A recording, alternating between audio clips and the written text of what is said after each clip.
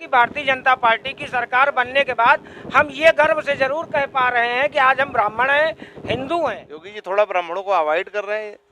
अगर इनकी जगह कोई दूसरा सीएम हो तो ज़्यादा ही अच्छा होगा और चुनाव भी जीते। नमस्कार दोस्तों, अभी जो बसपा सपा ब्राह्मण सम्मेलन कर रही है और सपा ने 5 लोगों की टीम गठित किया है। आइए हम यहाँ देखते हैं ब्राह्मणों की क्या राय है आपकी बार चुनाव को लेकर के। ब्राह्मण इसमें अपने आप को किस पार्टी की तरफ लेकर के जाएगा?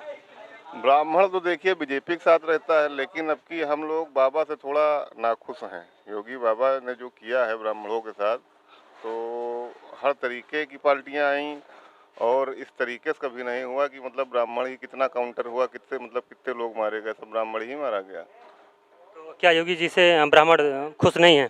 ऐसा लग तो रहा है, रुझान देखने में तो ऐसा लग रहा है। हम लोग खुद नहीं खुश हैं। एक ब्राह्मण होकर हम अपनी ही व्यक्तिगत बात आपसे बता रहे हैं, लेकिन अब बीजेपी के अलावा तो कहीं नहीं जाएंगे, रहेंगे बीजेपी में ही, लेकिन इनके कुछ काम ठीक नहीं है। विचार ये है भैया कि ये चुनाव जब आता है तो ब्राह्मण याद आते हैं। बाकी ब्राह्मणों को सारी पार्टियां भूल जाती है कि ब्राह्मण क्या कर रहा है, ब्राह्मणों को क्या चाहिए, ब्राह्मण मतलब किस हद तक जा सकता है, ये कोई नहीं सोचता है। चुनाव आ गया, ब्राह्मण याद आने लगेंगे। तो योगी सरकार में ब्राह्मणों की ज़्यादा सुनी गई क्या? नहीं, योगी जी की सरकार में सुनी गई, लेकिन योगी जी थोड़ा हट गए हैं। अगर ये सबको अपने साथ लेके चले तो ज़्यादा अच्छा है, ना कि एक विशेष व्यक्ति को लेके चले। योगी जी थोड़ा ब्राह्मणों को अवॉइड कर रहे हैं। अगर इनकी जगह कोई दूसरा सीएम हो तो ज़्यादा ही अच्छा होगा और चुनाव भी जीतेंगे। बाकी हम लोग क्या है, हम लोग मरे ना करें क्या, वो वही एक स्थिति हम लोग सामने है। अगर सपा आपको प्रमोट करती है तो आप क्या करेंगे? सपा प्रमोट करती है तो सपा या बसपा में तो जाने का कोई सवाल नहीं उठता है, लेकिन रहेंगे तो बीजेपी में। लेकिन थोड़ा सा सोचना चाहिए, ऊपर के जो हमारे नेता हैं, मार्गदर्शक हैं, इन लोग सोचना चाहिए कि क्या किया जाए, क्या न किया जाए।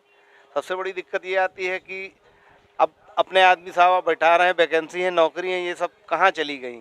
युवा बेरोजगार है, हमारे भी कुछ हैं 50 लोग जो अपना फार्म भर रहे हैं, कुछ ही नहीं हो रहा है, कैंसिल किए जा रहे हैं, बहुत सारी चीज़ें हैं। तो इन चीज़ों पर ध्यान देना चाहिए इनको। बाकी सब ठीक ही चल रहा है। जो क्या अब की बार सरकार अगर आती है योगी जी की, तो क्या अगर सिचुएशन बदल जाएगी? हाँ, कुछ ना कुछ तो बदलना चाहिए इनको। अगर ऊपर माननीय मोदी जी को तो बदलना ही पड़ेगा। चुनाव पे प्रभाव कुछ नहीं पड़ेगा। अपनी अपनी पार्टियां हैं, सब अब ब्राह्मणों को एकत्रित करने के लिए अपनी अपनी प्रयास कर रही हैं, मगर ब्राह्मण की सोच अलग है। वो अपने हिसाब से सोच चुका है कि उसको कहाँ जाना है, और ब्राह्मण बीजेपी का था और बीजेपी का है और बीजेपी का रहेगा। भैया देखिए, बीजेपी जैसी पार्टी कहीं नहीं मिलेगी पूरे भारत में, और जितनी भी पार्टियां सिर्फ लूटने के लिए बैठी हुई हैं, सिर्फ लूटने के लिए आज तक लूटते हुए चली आई हैं और लूट रही हैं बराबर। इसके अलावा उनका कोई काम नहीं है। एक भारतीय जनता ही ऐसी पार्टी है जो गरीबों का हर चीज़ का मतलब ध्यान रखते हुए सारे काम करती है। क्या असर पड़ेगा चुनाव पे इसका, अगर ये जो सम्मेलन हो रहे हैं ब्राह्मण सम्मेलन? भाई हमारे हिसाब से सम्मेलन, ब्राह्मण सम्मेलन सभी पार्टियां कर रही हैं अपनी अपनी जगह से, लेकिन हमारा एक वास्तविक मुद्दा ये है कि आज अनाद पीछे तक ले करके अगर हम देखें तो ब्राह्मणों के लिए किस पार्टी ने किया क्या है आज तक, ये बताइए। यूपी में ब्राह्मणों के वोट की प्राथमिकता दी जा रही है, लेकिन ब्राह्मणों के लिए किसने क्या किया? किसी ने कुछ किया नहीं किया।